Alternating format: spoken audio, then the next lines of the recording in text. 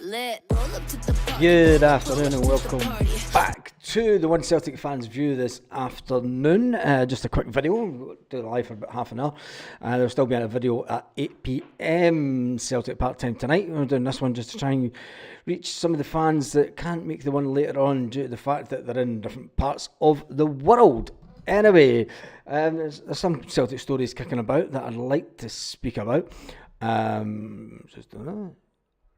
Yeah, so there's a couple of stories kicking about this morning, but if you don't know, I will be doing a live on Boxing Day. I'll be doing a live on Boxing Day, and all the money that is generated from the live on that day via Just Giving is going to the Celtic Foundation, which would take us right into this part of the video. I'm just talking about the things online here. So the Celtic fundraiser for the Celtic Foundation and the One Celtic Fans View Boxing Day Live will be going live for every £1,000 that we raise. I'll stay live on YouTube for 1 hour. So if we raise £3,000, I'll stay live for 3 hours. If we raise £4,000, we'll stay on for 4,000, and that is on Boxing Day. There is a game at Celtic Park, so it might have to be a watch-along type video as well, by the looks of it. I won't be going to the pub that day, that's for sure, if it goes the right way that I want it to. So, getting back into the Celtic news, which takes us nicely into the next part of the video, because today Celtic were able to bring some Christmas cheer to a hospital in Glasgow, the Children's Hospital in Glasgow. Celtic players today made their annual Christmas visit to the Children's Hospital to spread their festive cheer to young parents and families. The full first team squad attended and handed out gifts and photographs to the children on the wards. Spending time with parents at a period which represents a challenging time for so many, especially when their kids are in hospital over this period. As part of the visit, the Celtic FC Foundation, which we're going to raise money for on Boxing Day, donated £10,000 to Glasgow Children's Hospital charity in support of their vital work. So that's even more reason to click the link that is in the description of this video. I'll try and get I'll get it up on the chat as well. I will get it up in the chat just so that people can remember, and I'll pin that also, pin to the top. And if you haven't donated, please do. We are sitting at, as it stands just now, we're sitting at £233 after not even 24 hours. So that's absolutely fantastic. We're not even 24 hours into the fundraising. We will be fundraising right up until the 26th of December, and we're trying to raise as much money as we can for the Celtic Foundation, who today give £10,000 to Children's Hospital, the Children's Hospital charity, in support of the work that it does. The contribution forms part of the Foundation's Christmas appeal, which reflects on the club's long-standing commitment to help those in need. The festive period is, although a joyous for some, most can almost, it's a difficult time of year, facing hardships in their lives. Through this year, the Christmas appeal, the Celtic Foundation will assist local families facing poverty so that they can enjoy Christmas this year. Some of us take it for granted, as well as pensioners, women and children in refuge, the homeless community, refugees, and a host of others who struggle over the festive period.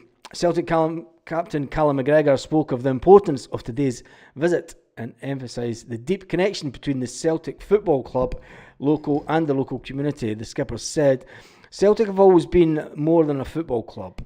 It's about family, compassion and helping others." A visit to Glasgow's Children's Hospital is a tradition that means so much to all of us. Spending time with these brave kids and their family is incredibly humbling, said Callum McGregor. Just to see the smiles on their faces is what Christmas is all about. The charitable roots of the club was established by Brother Wilfred and support of those in need, and it remains heart to everything that we do today. The Celtic Foundation continues this legacy. We are proud to contribute to the incredible work of the Children's Hospital charity, which provides such a vital support to young parents and their family. And then it goes on there's a lot other, but it goes on for a while. But you get the gist of it. The Celtic Foundation is something that is close to us all. Hence the reason that I am doing the all dare. Hopefully it is an all dare, because we've raised that much money. Hopefully it will be an all dare, and we can raise as much money as possible for the Celtic Foundation, so that they get a good start going into 2025 when it comes to donations. That money will go straight to the Celtic Foundation via the Just Giving page. Now, to more pressing news. Yes, Celtic have been hit with fines again, and people will say, those damn pesky Green Brigade and ultras, damn, at it again. Well, no, it wasn't, because if you remember the RB Leipzig game, there was a young kid who ran onto the pitch. Nothing to do with the ultras, nothing to do with the Green Brigade, just a young kid who got overexcited and ran onto the pitch. Celtic have been fined for the young kid heading onto the pitch, but they've also been fined for other things. They were fined more than 20,000 for 2 recent charges over the win against RB Leipzig. They've been hit in the pocket over blocking public passageways and the invasion of the pitch, which resulted in a fine of £12,000 and 12,000 euros and 15,000 euros. The 2 incidents, which were just shy of £22,500, takes the fine tally over the past 2 seasons to over 200 grand. The club have also been issued with a further warning from top brass over 2 incidents from their draw against Atalanta. The slap on the wrist seems to kick off towards we all know what Brendan Rodgers said about it. I mean, punters who ignored the pyro warnings after Dortmund and went to Italy and let off pyro. That was the last time that we're doing it, because if they do it in the next couple of seasons, the next 2 years, there's going to be a fan ban on away Celtic supporters. The UEFA statement says the fine over the incidents involving RB Leipzig reads Celtic FC incidents and sanctions. The blocking of public passageways, Article 38 UEFA Safety and Security Regulations, fine €12,500. Invasion of the field of play, Article 16, Section 2A of the UEFA Safety Regulations, fine 15,000. That's a lifetime warning. Incidents, the sanctions, the late kick-off. Brendan Rodgers, Serie A outfit obviously forced the governing bus to issue fines in the same match for blocking public passages and the lighting of fireworks, which combined, who cares? It is something that is ongoing. It's not just Celtic, and the media will pinpoint Celtic to say, yes, it was another fine, and hitting the pocket again. And the fact is, the little kid that ran onto the pitch, his parents should have had control of him, and they should never allow him to run onto the pitch. He was nowhere near any of the ultras sections, and it's just one of those things, isn't it? It is one of those things. Anyway, let's jump into... We're only staying on for half an hour at this point. We are coming back at 8 p.m. Celtic part-time as normal. And we can talk about the game on Wednesday. Yes, the big game. Celtic head up to Aberdeen. We do head up, and it's see if we can put out the Northern Lights for good for this season, which would be fantastic. Anyway, Big Des says, hail troops and the new subscribers. Yes, the new subscribers. Welcome to all the new subscribers. We're sitting on 20,049 subscribers as it stands this evening. So we've had a little good jump today after this morning's video. And thank you to everyone who has subscribed to the channel. When I do look at the stats, there are thousands upon thousands of viewers that have not subscribed to the channel. And if every one of those subscribers did subscribe, put it this way. In the last month, I'll put this into perspective. In the last month, we did over, let me just get the stats up.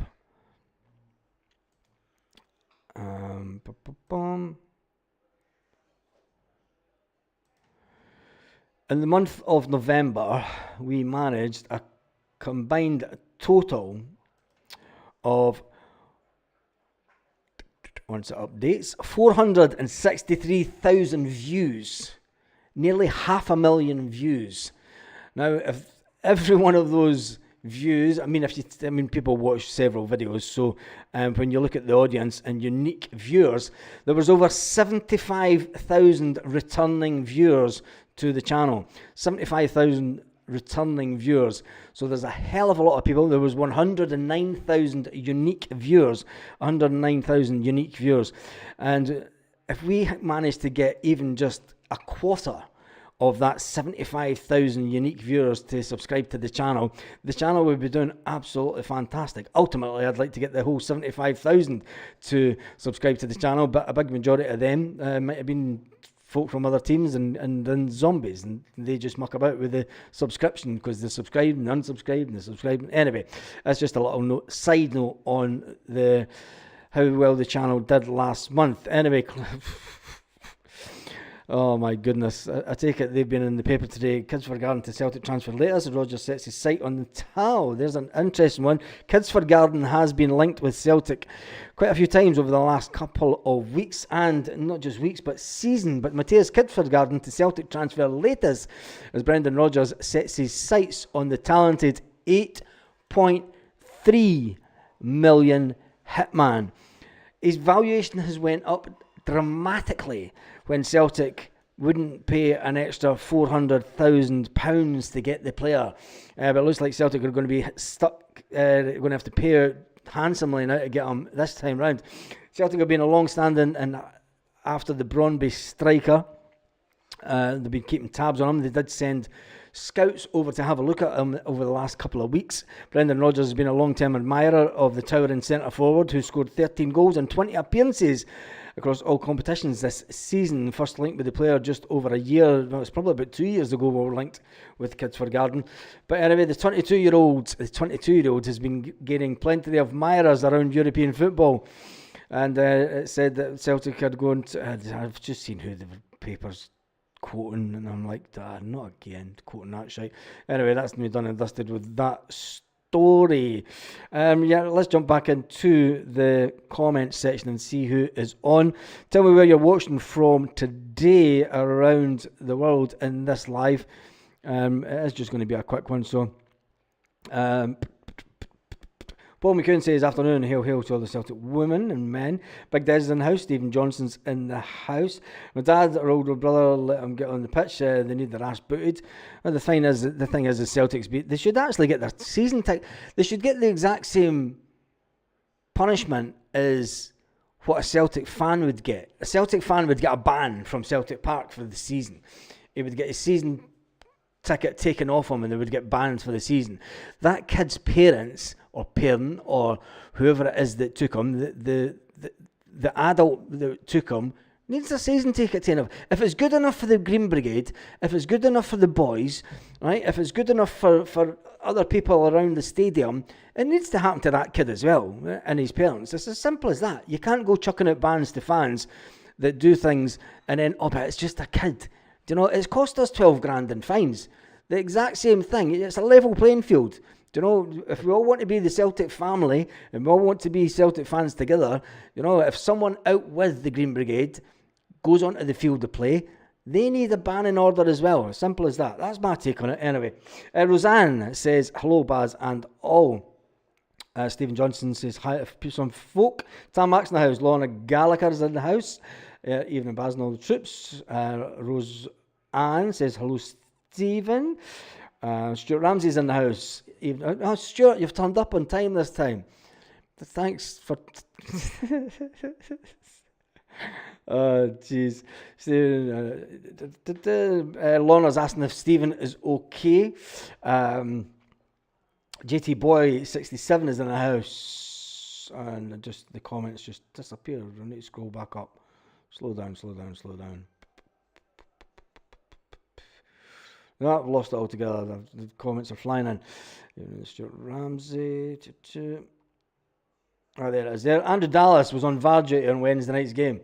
We'll see how that goes. UEFA have to give us a bloody break, says Jambo JP73. No, really. If a young kid jumps onto the pitch, runs onto the pitch, they do it with every team. And like I said, the kids, whoever took the kid to the game, both our season tickets need taken off them. It's as simple as that. We can pay that from the interest in our 72 million in the bank. Yes, we can. Give the fine to the father, let him pay. Look who's in VAR against us on Wednesday. I'm not interested in who's VAR against us, to be honest, because I think Celtic will just... we need to do what we need to do, and that's win games. It's simple as that. One Gerard said, attended York Hill every July from the age of 4 to 15 for a hole in the heart. I was shitting myself. The standard of smoking at the age of 13. There we go, but it didn't affect him. Gareth Robson saying, we've been having zombie problems. Yeah, it's everywhere we have zombie problems, isn't it? Freezing in Clydebank, Baz. It's freezing, said Lorna. It's getting cold here. That's why I've got the hoodie on. It's going to go down to 14 degrees here next week. That's Baltic for here. It's Baltic. Watching from damp, dark, drenched West Midlands, Baz, is Stuart. Watching from Johnston, cracking part of the country. Hail, Baz, and also is Ali Jones. Paisley, Rambo's in Paisley. Watching from Howard Beach, New York. God, that's just rubbing it in, isn't it? That is just rubbing it in. Howard Beach, New York City. New York State, should I say. Fergie Park. Oh, you can't beat a bit of Fergie Park. Chris McNally's in the house. Matthew has rejoined the One Celtic Fans View. It was gifted. And he also, he gifted membership to Anne-Marie. Hank is in the house, so the bell trips. The wee guy should get a kick up the arse. The Fergie boys. Yes, the Fergie boys. Watching special unit in the big house. I didn't believe that for a minute. The Barlini boys are in the... Oh, I love it. Hi, newbie here. Hail. I'm a girl. Perfect. Thank you for joining the channel and subscribing to the channel. And you'll find that it's a madhouse of a community. It is a complete madhouse of a community. Lorna Garnett says, welcome to Anne-Marie. Big Des in the house. Martin Nichols says, hail, Baz. Fine and ban the father and son. Yep, no way. Just run on the pitch. Yeah, no way would the Bairn just run off the kit. His parents must have known. Of course he would have. It's Baltic here tomorrow, I've heard, in Newton Mearns. Quite sunny here in Santa Monica, L.A.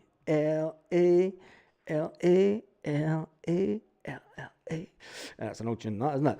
The Green Brigade would get the book tossed at them for entering the pitch and actually booed the wee Tadger for doing it. Then he get his arse scalped. Well, I think he probably might tonight. And Norman says, good afternoon, Mochara from Belfast. The good side of Belfast as well, the Ardown. Anyway, Bunjera says, only joking, Baz, the wife watches the old runs of Dallas when Celtic play. From Oakley, James Gunn's from Oakley. He must be the only Tim in Oakley. Are you the only Tim in Oakley? That's a bit of a dark side part of the Fife, is it no? Oakley. Just saying. It's a cracky village, but you must be the only Tim out there. Pity on you. Oakley's a cracky village though. Cracky village. Paul says, Airdrie. God's country. Mike in the house down low. Hail, Baz. Oh, and over from Coatbridge is Ali Jones. Watching Baz from the fiery pits of hell. Toasty. Gareth is in hell. He must be in Govan. I thought it was minus whatever there. Unless you're actually inside Ibrox Stadium. Gareth's watching us from inside Ibrox Stadium. Anyway, let me see what Clement has given us a warning.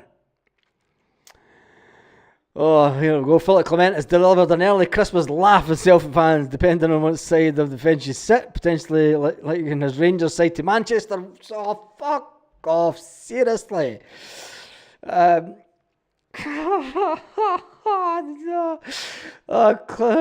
Clement has been downplaying the gap between ourselves and themselves and Celtic, insisting that they can only solely focus on the immediate future. I want the mentality for the players when I look at the next game and the challenge. And they won the game by an own goal. I'd love to know what he's smoking. This so-called winning mentality hasn't shone through at Rangers yet, he says. But I stand in my belief, nothing ever. No season was decided in December, he told the Rangers Review. Oh, Jesus, going to hate to do a meltdown video on Wednesday, I think. Anyway, I'm going to jump away and get something to eat, and then we're going to get ready for the live tonight, where we're going to talk about the Aberdeen Celtic game as a preview. I know it's only Monday night, but we need to talk about what players may and may not be given the chance on Wednesday night. The fact that Aberdeen did drop points, and let's get the league table up. The fact that Aberdeen did drop points again, which is almost gifting the SPFL table to Celtic. And when we look at the table, we're sitting on 37 points, and Aberdeen are sitting on 33 with one game more played. And we do play Aberdeen on Wednesday, so their game in front of us, they would look to close the gap on Celtic. They didn't manage to close the gap. Rangers are sitting on 26 points, Dundee United are sitting on 23, and Motherwell are sitting on 19 with 13 games played. It means that Celtic can and will extend their lead if they win on Wednesday evening. So make sure you join us for the live at 8 p.m. tonight, Celtic Part Time, where we can talk about what players from the weekend you think may or may not get a start, because I think Brendan Rodgers will switch it again. See you later, everyone, says Lorna. Tarmac says that own goal was scored by an ex-Rangers player who was grinning ear to ear on the bench after getting subbed off. That says everything that you need to know about that lot. That's it. Anyway, have a fantastic day, evening, wherever you are.